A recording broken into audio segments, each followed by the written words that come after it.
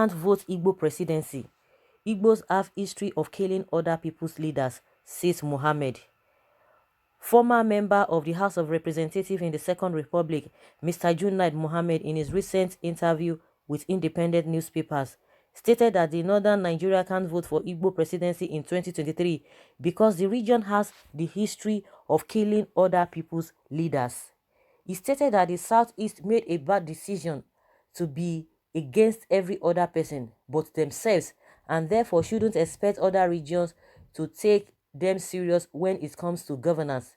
In the interview, the former lawmaker accused Igbos for not showing concrete example of what they will do with power when given.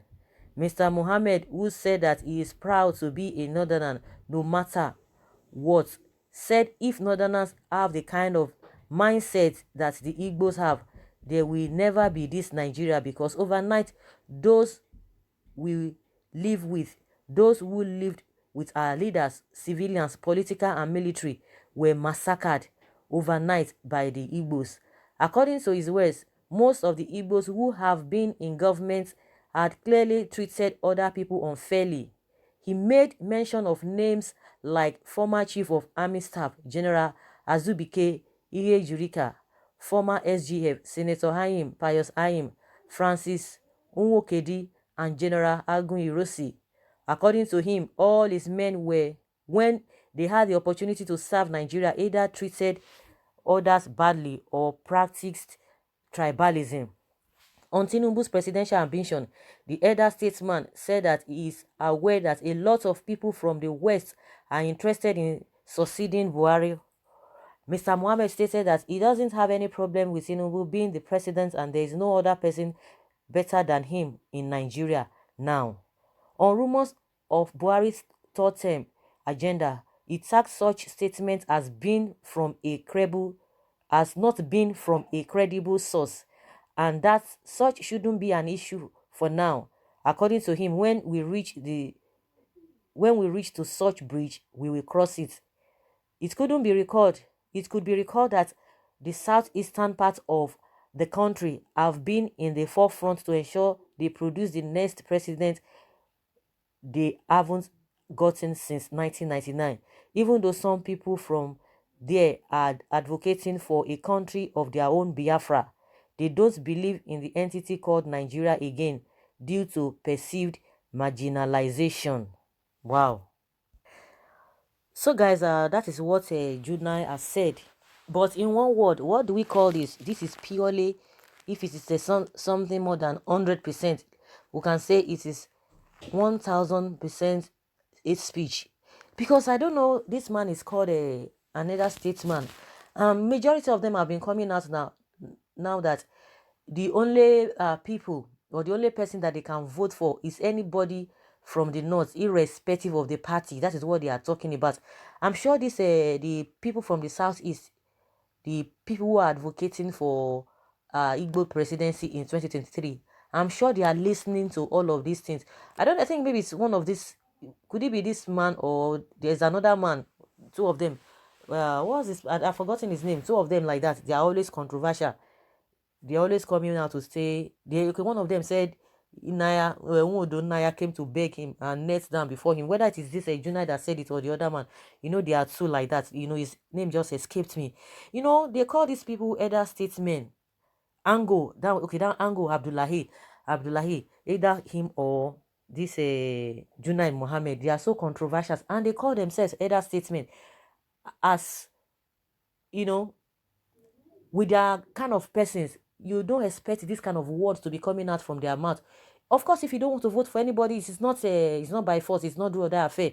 Because even the Buhari that is there, we are talking of the tribalism. He was talking about tribalism. Who practice tribalism more that we are even more than other people who have been in governments or who have been presidents. Coming out to say those words are so heavy. Honestly, in my opinion, it's too heavy. Coming out to just tag a region like that. Now they are talking of a hate speech. The Buhari's daughter came out. Oh, she's supporting a hate speech what is it called, social media regulation. Oh, the mother said the same thing too. She was saying, oh, on, not full regulation, but fair regulation. Why the mother said, what is being practiced in China should be replicated in Nigeria as far as social media is concerned. And people have said, okay, if that's what you want, there's no problem about that, but you need to advocate for the same treatment that they give corrupt officials in China. Advocate for that. Why are you not advocating for that? Because they feel that most of the things being said, on social media are really affecting them, because those are the truth and nothing but the truth. Now, this particular man is coming out categorically. This kind of word, is it not insightful? A leader or an elder statesman that cannot really choose his words is very, very unfortunate. Like I said, those from the southern parts of southeast of the country clamoring for Igbo presidency, I'm sure they should be hearing all of these things.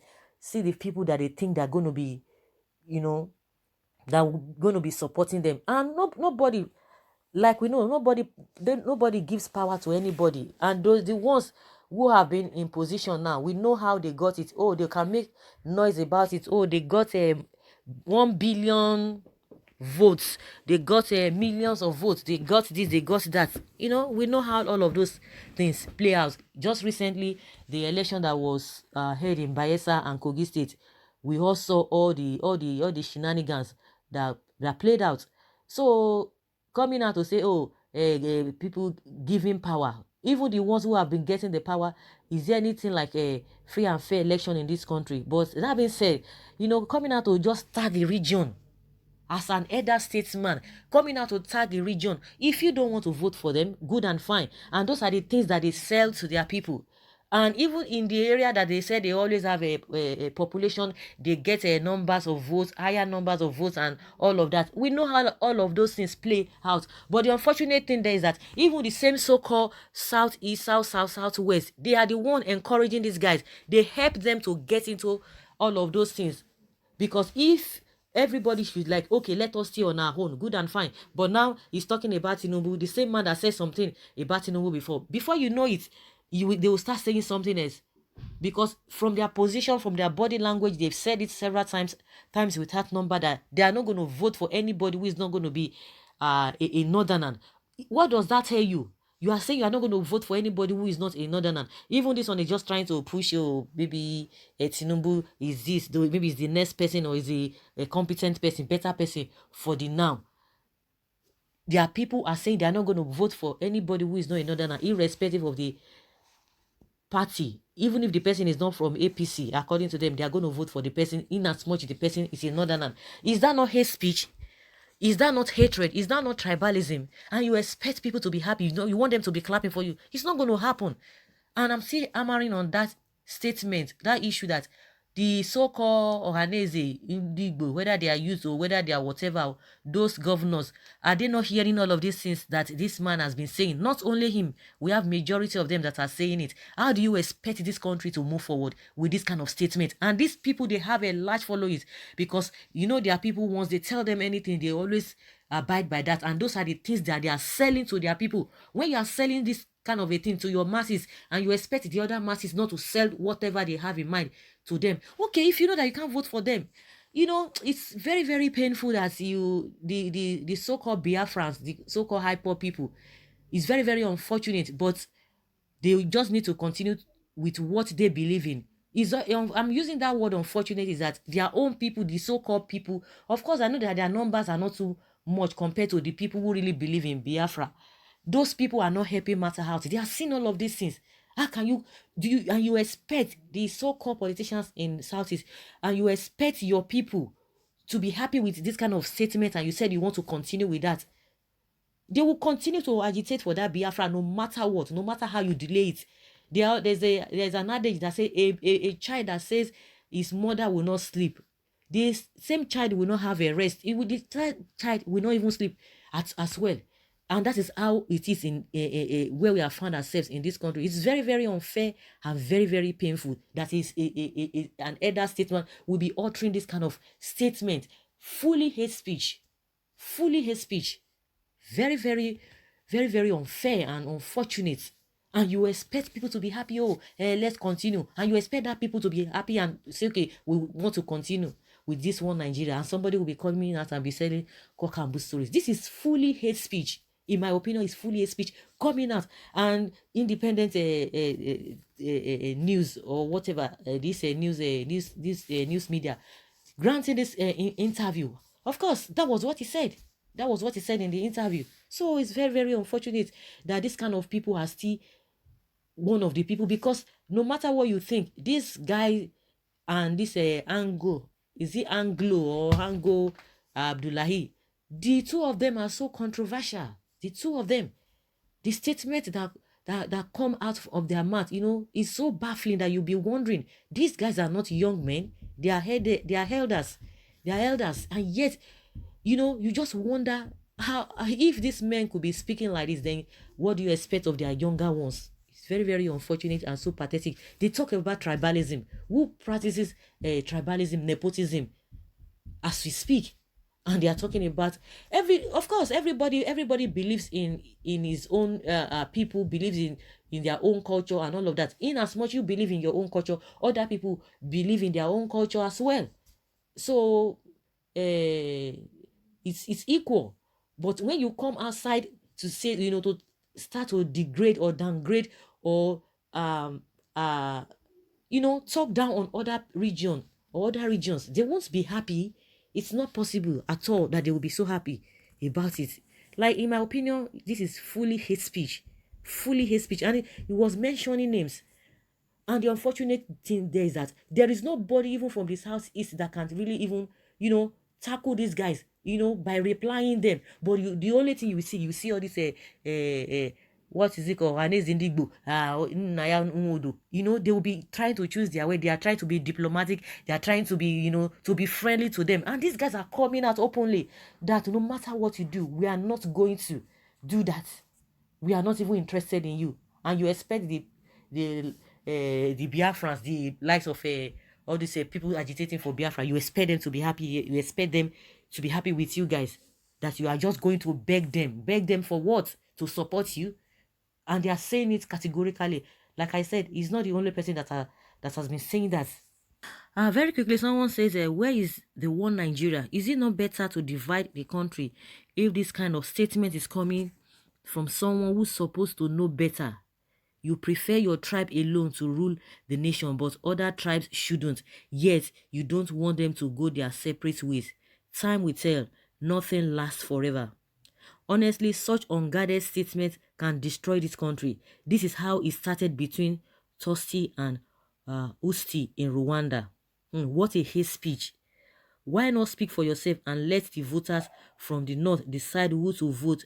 I am from the north and I will vote for who I wish for. I can't allow all these old men tell me who to vote for.